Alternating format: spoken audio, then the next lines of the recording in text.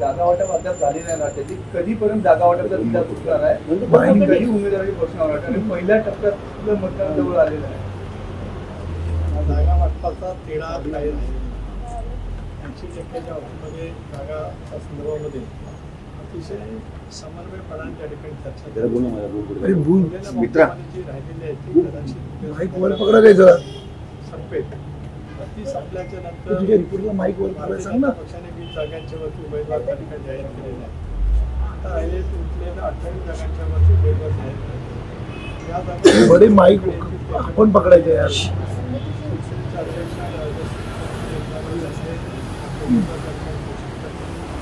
राष्ट्रवादी काँग्रेस पक्षाच्या जागांवरती घोषणा अधिकृतपणे राष्ट्रीय अध्यक्ष प्रांताध्यक्ष असेल सर्व निश्चितपणे करू. आम्हाला याची जाणीव आहे की आता पहिल्या टप्प्याची अधिसूचना पूर्व विदर्भाची त्या ठिकाणी निघालेली आहे. त्यामुळे यादी लवकर निश्चित करणं पुढच्या काही कालावधीमध्ये अभिप्राय काल सुद्धा महत्वाच्या पक्षाचे प्रमुख तिथे तुम्ही सुद्धा होता त्यामध्ये. मात्र ज्या ठिकाणी क्रीडा निर्माण झालेल्या त्यावरती चर्चा झाल्याची माहिती आहे. बऱ्याच जागेवरती अजून सुद्धा कायम असल्याचं पाहायला मिळतं. म्हणजे अंतिम बैठकीची दिल्लीला बऱ्याच जागांवरती काम संपलेलं आहे आणि 2 दिवसामध्ये चर्चा होईल. आज सुद्धा आमची दीर्घकाळ बैठक झाली वस्तुस्थिती खरी आहे. माननीय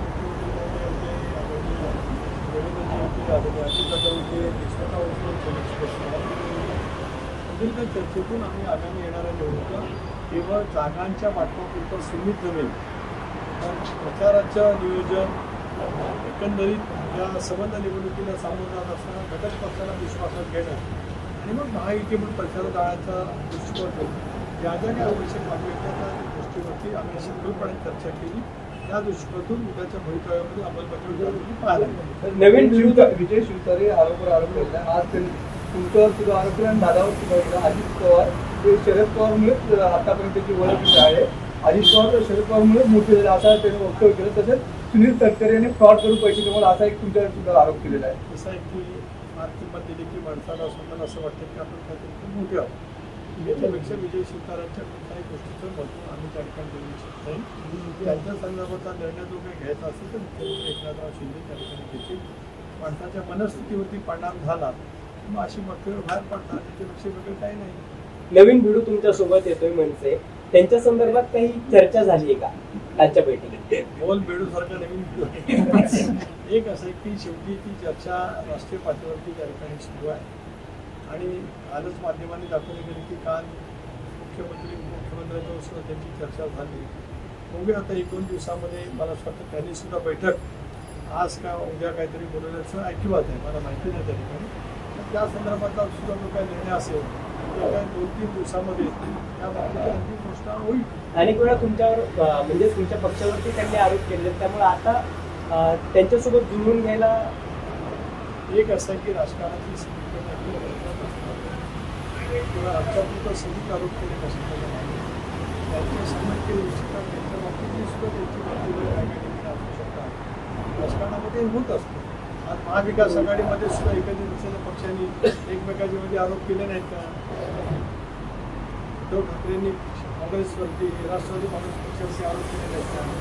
राष्ट्रवादी काँग्रेस पक्षाने त्यावेळेचा उद्धवजींच्यावरती आरोप केले नाहीत का? काँग्रेसने केले नाहीत का? राजकारणामध्ये होत असतं. त्याला ही राजकारणातली एक त्यांची अपरिहार्थ आहे असं त्या ठिकाणी सर्वांनी मानावं. धन्यवाद.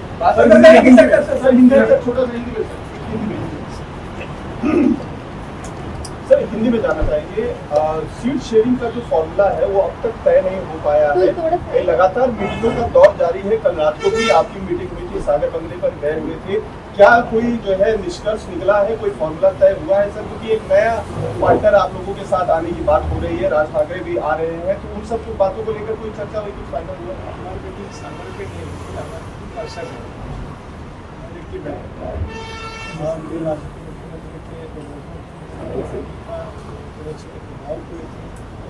मैं आपको इतना मिलाना चाहता हूँ, बात करना चाहता हूँ. बंटवारा वहाँ पे हो जाएगा.